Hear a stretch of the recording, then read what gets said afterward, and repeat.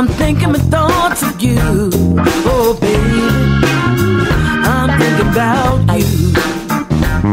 Well, I get so mixed up now, baby, and I don't know what to do. Oh, baby, I don't know what to do. I guess I'll pack it up. Hiya. If you just turned this thing on, let me tell you what you're doing. You're listening to Blues America. I'm your host, Drew Verbis. I'm hanging out at the Chico Chisholm Memorial Studio in Phoenix, live with today's special guest, Missy Andersen. If you miss anything, just press rewind on the streaming audio feed. Online now at bluesamerica.com from PRX, Public Radio Exchange. Now, Missy, tell me about your debut album. It's self-titled. Was it something that you worked on putting out, or did it happen by chance, as many albums do? So. Yeah, we didn't do it either. So we were upside down. So as soon as I was out of the box, I decided to be Missy Andersen, the girl in the front row, you know, having her own project, not being in someone else's. 4 months later, I was on tour in Scandinavia. So someone booked us right away. And so I'm in Scandinavia. I don't even have business cards yet. I'm still printing them on my computer. I have to blow on them before I give you one so the ink will dry. And while we were on that first tour in April, we were getting dates for 6 months later in November. I'm like, what in the world? And so the guy was big and it's like, you really need a CD. You need, you know, pictures and reviews. I'm like, I don't have a CD. I'm not going to get reviews until I get a CD. And so for that next tour, we just decided in between the tour in November that we'd go into the studio. And so I did this with this whole Danish band, and we just like in 3 days, you know, laid down some basic tracks, and they were really, really good, you know, because those guys are really good players. It was like having 4 hyenas. They're all really technical, and they'd been playing together a really long time, and so they had they all knew where the pocket was, and it was funky, you know. And so we did that. We took it back to the U.S., did some overdubs, you know, added some, we already had the Hammond on it, and so we had some keys, some horns, and it ended up coming out really, really good. And so we're really excited about that. And so we got a publicist. We have something now, so we might as well get some reviews. So we got a little publicist, and then we were actually surprised at how well it was received, since it was mostly covers, and we only had a couple of originals on it. But yeah. Lead me into, what do you think is, do you have a favorite off of that album? I think my favorite is the O.V. Wright one, the Ace of Spades, because it's funky. I like that one. I do like Same Old Blues, because that has some meaning for me. And I Can't Stand the Rain. I like that too, because you know you need songs about the rain if you're going to be doing like blues.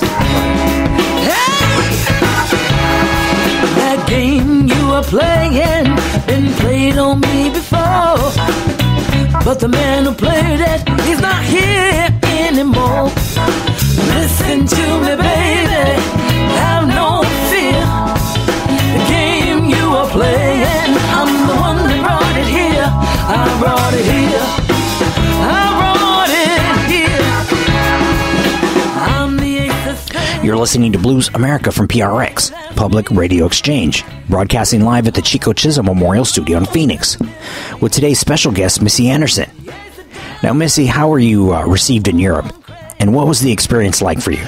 I was surprised that they had such a big scene for blues. And then I was also surprised at how they respond to music. And so instead of most of the venues are really like listening venues, and so they sit like concert style or around tables or whatever.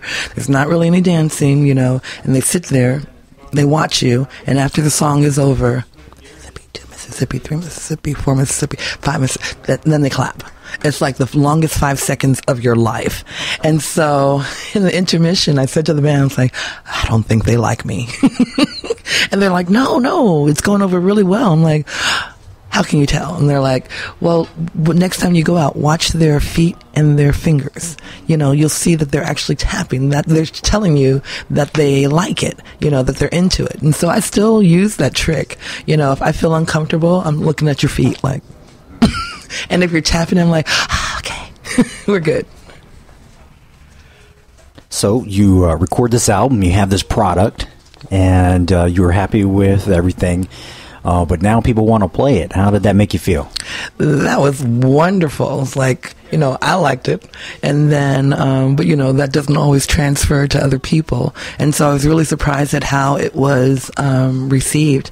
And we got a bunch of reviews after that. I think that was about the time when I was on that recording when I was really starting to feel me. And I was no longer, I had shaken off all of my jazz period and my R&B period. I wasn't using, my sweet voice. I was getting in touch with my rough side. And so I was getting reviews, and they would describe my voice like earthy, organic, natural, raw, all the things that sound like produce. Like, yes, yeah. I'm lettuce. Yeah. But those are compliments in the blues. Yes. Last thing we need is some stiff, overly trained singer. Sure. We need somebody that knows how to sing it and bring it from the soul. Yeah, yeah. What is your definition of the blues? My definition of the blues is, first, you have to have a story. And so that's basically what it boils down to. You are telling a story. I mean, that's where the blues comes from. It comes from storytelling, and you can't sing it like the original person sang it, because then it's no longer authentic. You're just retelling their story. So first of all, you have to tell your story in the way that you would do it. Then second, maybe it has some soul on it, and your soul might be different than my soul, but I'll know it's soul because I can feel you. And if you put some church on it, then that's gravy to me.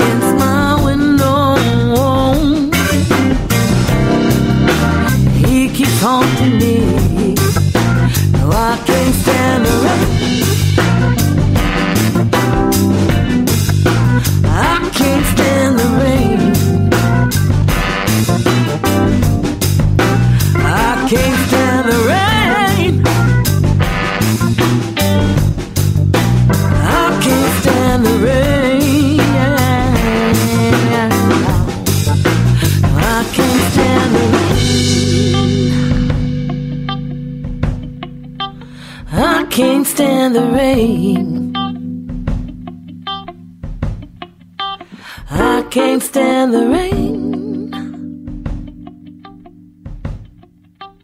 I can't stand the rain. Damn right!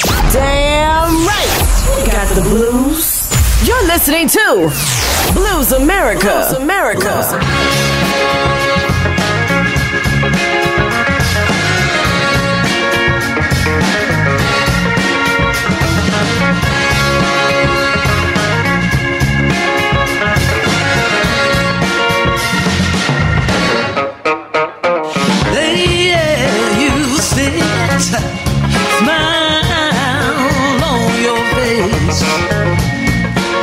You found a new love, darling, and you're trying to take my place.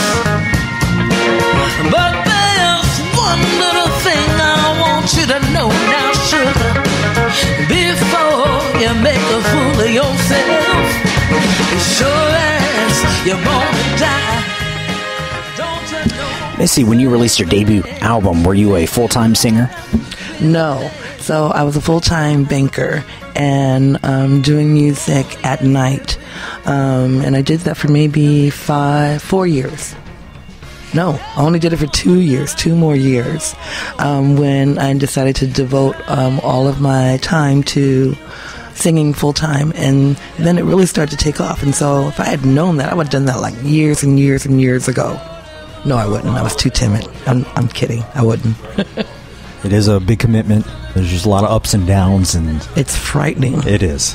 It is. And touring is not always that fun, and dealing with personalities. So, hats off to you. I know it's not glamorous, but I think at the end of the day, you feel really good about doing something that you have passion for and doing it in the way that you would like to run your business. I mean, it's different when you're in someone else's show. They get to call all the shots, whether you like it or not. You just do it because, you know, that's your job. Mm-hmm. But when it's you get to do it for your own sensibilities and how you like to approach it, and that feels really good. So we take the good with the bad. I mean, it's not nearly as glamorous as it sounds, touring, but we still get to meet new people all the time. And so even though I used to be timid, I mean, now I'm just, you know, opening up. I practice being an extrovert every day. Mm-hmm. And so now I'm opening up and I'm getting all this, like, you know, I'm receiving people like, yeah, man, you're cool. You know, so all of that is like really wonderful. Now I live the pain in my heart. Anything you do now, baby, well, I feel I've done my part. Thinking of you as no sister, not your lover. Won't you please understand? Oh, surely that you're gonna die. Don't you know the same things that make you laugh will make you cry? Oh, yes they will, yes they will. Who's crying now? Oh, yeah.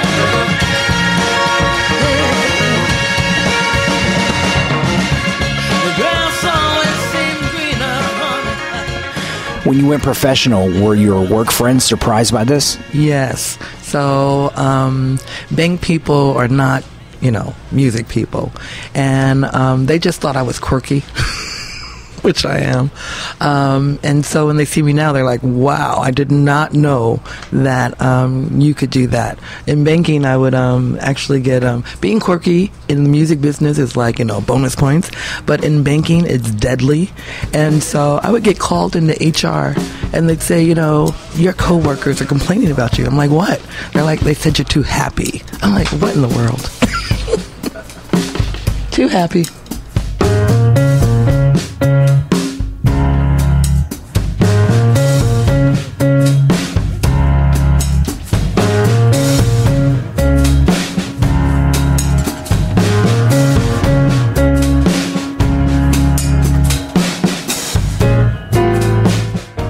You're listening to Blues America with special guest Missy Andersen.